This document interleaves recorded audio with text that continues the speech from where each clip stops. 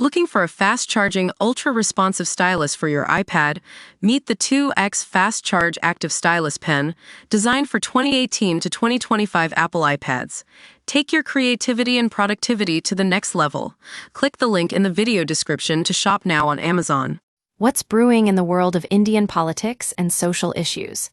Today on Modi Updates, we're diving into a fascinating story that's got everyone talking: the Waqf Amendment Act, which has been making headlines for all the wrong reasons.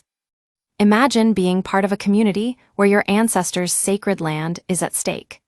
That's what's happening with the Dawoodi Bohra community in India, where a proposed amendment to the Waqf Act could potentially leave their sacred places vulnerable to destruction.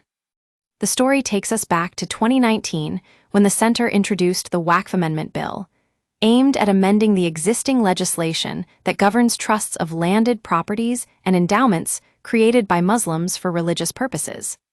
The bill was passed by Parliament in July last year, but its impact has been felt more recently with the Waqf Amendment Act being tabled in both houses. Now, you might wonder what's the big deal about a piece of legislation affecting Muslim-majority institutions. But here's the thing: these institutions have been built over centuries, often on land that was donated by the community itself. The Dawoodi Bohra community, for instance, has its sacred places in cities across India and abroad, including the famous Burhani Mansion in Mumbai. The proposed amendment could allow non-Muslims to claim a share of these sacred spaces if they can prove historical or cultural ties. But what does that mean for the community? It's a bit like asking someone to prove their ancestral roots just so they can own a piece of land that's been considered sacred by the community for generations. Now, you might be thinking, why are we hearing about this now, after all these months?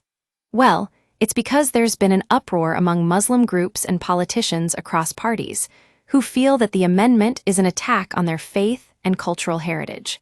The opposition has been vocal in its opposition to the bill, arguing that it undermines the autonomy of these institutions. But here's the thing: this isn't just about politics or policy.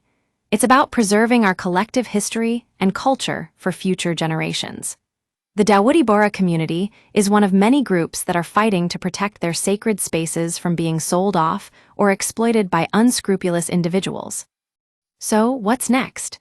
The government has been clear that it stands by the Waqf Amendment Act, but there are still concerns about its implementation and how it will be enforced. As we move forward, it'll be interesting to see how this saga unfolds. That's all for now on Modi Updates. Thanks for tuning in.